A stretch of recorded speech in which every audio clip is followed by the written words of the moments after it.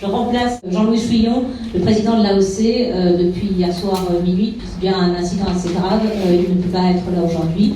On n'a pas plus de nouvelles, mais pour l'instant on espère juste que ce n'est pas lié aux menaces de mort que nous avons eues, 5000 postes sur le compte de Bérangère Abba suite à notre rendez-vous avec elle, puisqu'effectivement il y a quelques jours son véhicule a été pris pour cible et démoli à coups de marteau au sortir d'une interview.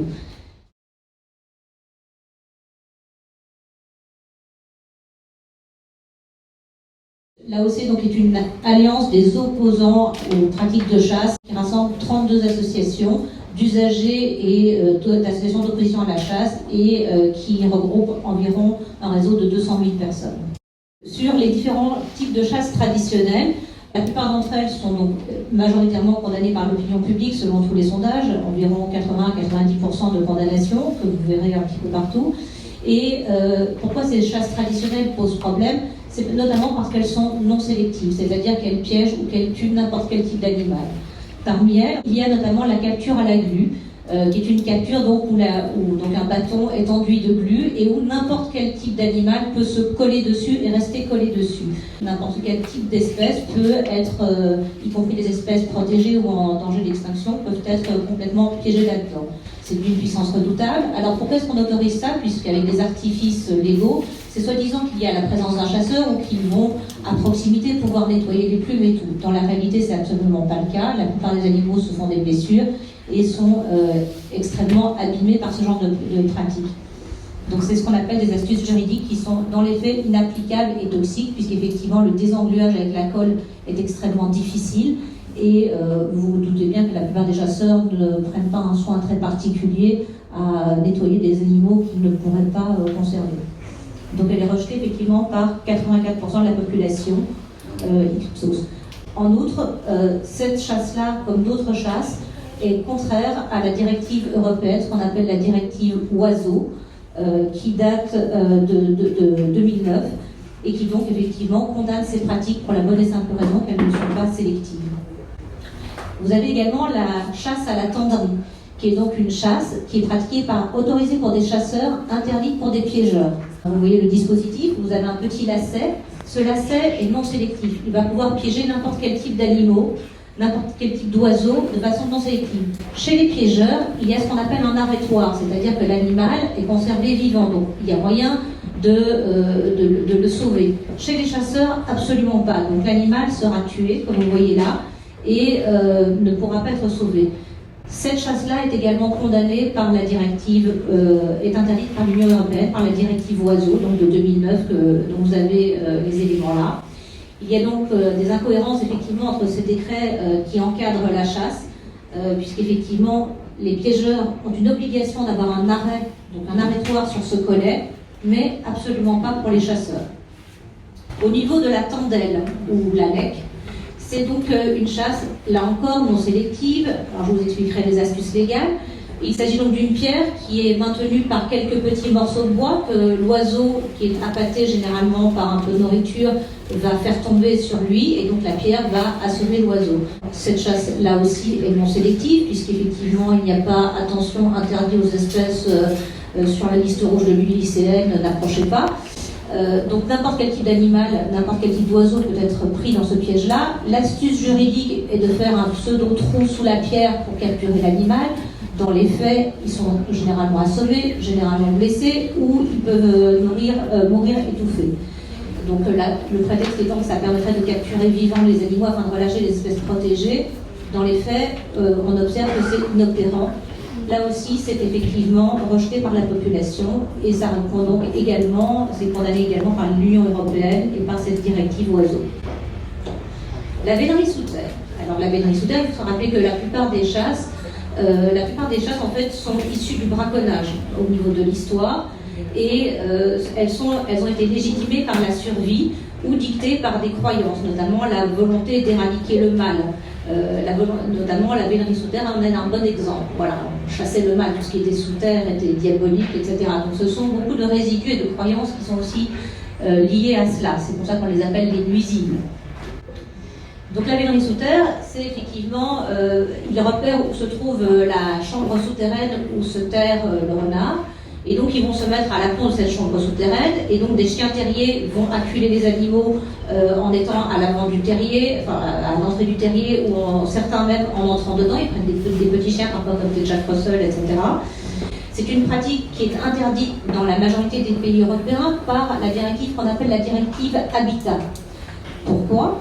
Parce que les terriers créés par les renards sont notamment utilisés par nombre d'animaux et d'espèces extrêmement menacées et qui sont protégés par l'Europe, notamment comme certains types de chauves-souris.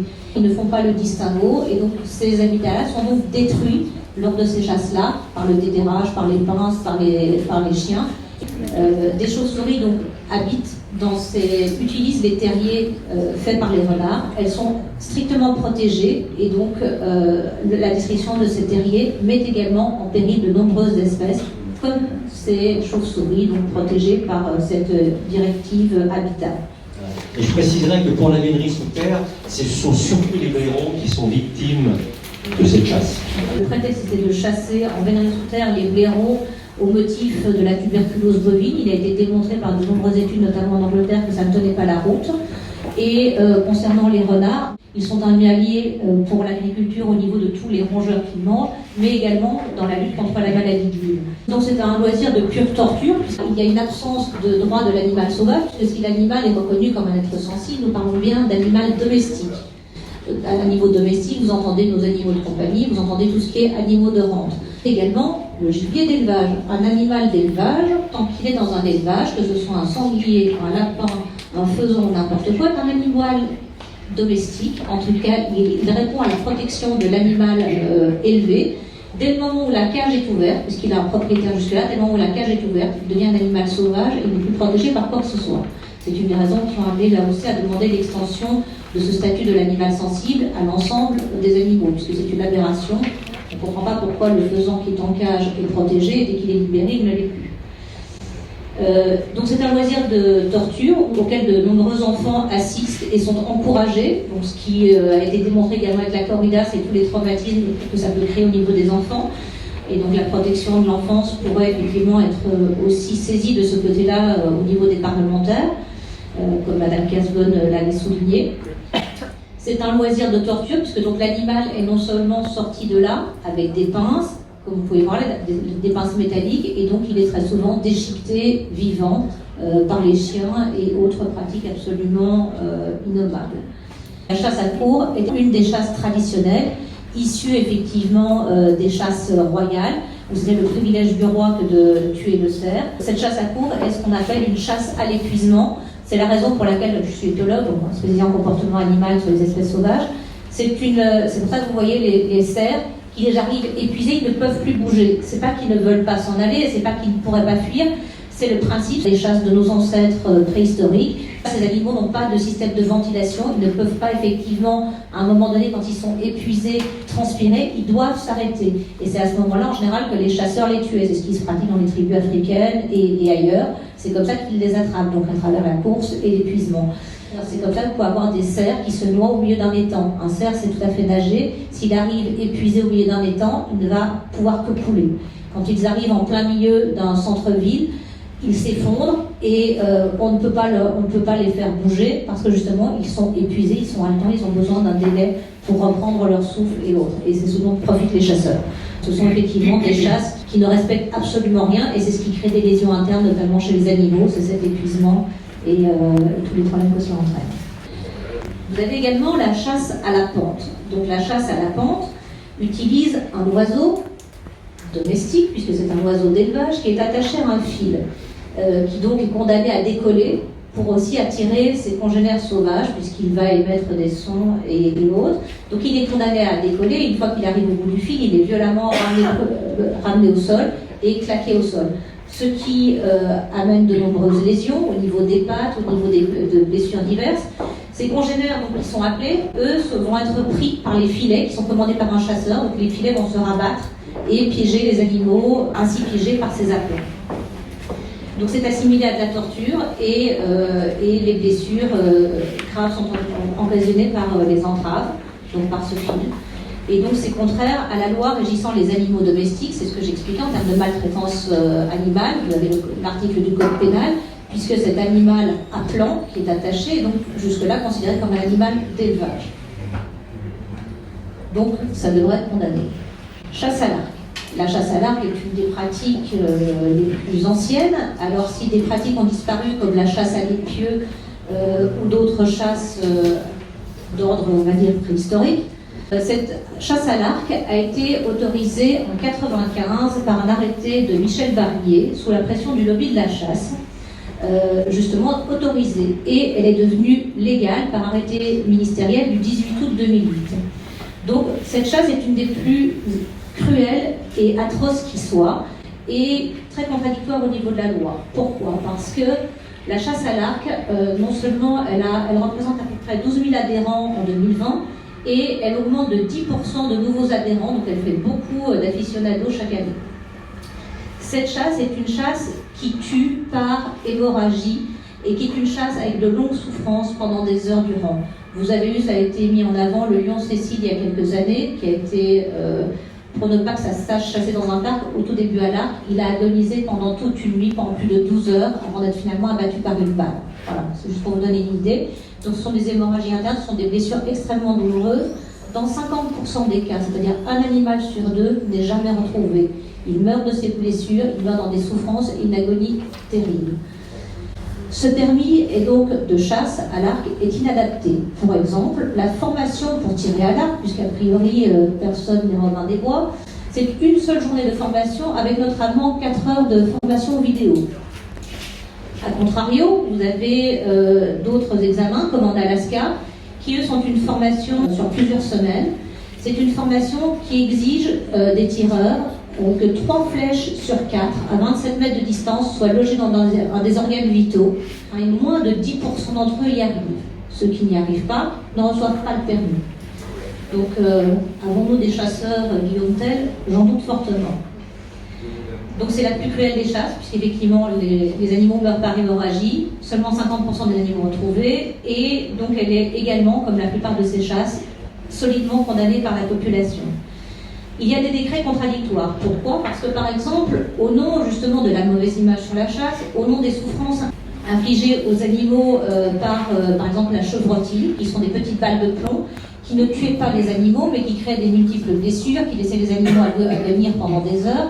Et la chevrotille a été interdite et il y a eu l'obligation de remplacement par une balle, une munition militaire, Springfield, de façon à ce que cette balle elle ne tue pas parce que vous tirez dans un organe vital, elle tue par le choc qu'elle provoque.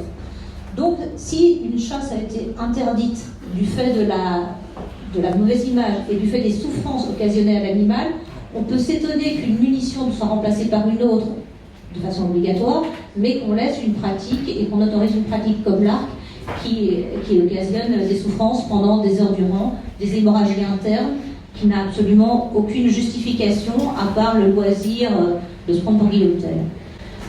La chasse à la matole, même principe que la pente, là aussi est utilisée en appelant, c'est-à-dire qu'il va y avoir un oiseau au sol, donc on est aussi à nouveau dans l'élevage, qui va être là pour attirer un autre animal, et il va y avoir une petite cage qui va être ouverte pour attirer les autres animaux. Des animaux sauvages qui vont être piégés dans cette cage, théoriquement, pourraient être relâchés si ce n'est pas la bonne espèce. Théoriquement, ce ne serait pas, ça permettrait une sélectivité. Et dans les faits, c'est un animal sauvage qui est piégé, va chercher à se débattre, va donner des coups de bec, et donc va forcément se mutiler et s'abîmer. C'est de la maltraitance animale, y compris d'espèces protégées, d'espèces menacées qui peuvent être prises dans ces pièges-là. Et donc, de ce fait-là, on peut également se référer aux conditions légales de détention d'animaux domestiques, étant donné effectivement ces principes-là. Le 6 août 2021 dernier, le Conseil d'État a jugé que plusieurs de ces techniques de chasse traditionnelles concernant les oiseaux étaient donc illégales. Elles sont donc à compter d'aujourd'hui interdites, comme elles l'étaient déjà par l'Europe, comme nous l'avons démontré pour plusieurs exemples. Avec l'AOC, nous rappelons donc qu'il s'agit bien là de chasse traditionnelle concernant les oiseaux. Toutes les chasses traditionnelles ne sont pas interdites. Vénerie sous terre et chasse à courre ne sont, elles, pas interdites malheureusement. Ceci est le résultat de nombreuses associations, à commencer par celle qui a combattu de longue date, la LPO, mais également le résultat d'autres associations, dont celui de l'AOC, Et il se peut que cette intervention ait également contribué, ainsi que nos interventions auprès de Bérangère Abba, la secrétaire d'État au ministère de l'Écologie, à faire avancer les choses. Les actions et le travail de l'AOC sont rendus possibles également par les dons et par vos adhésions. Adhérer à l'AOC ne représente que 20 €, mais même un don de 5 € peut nous aider.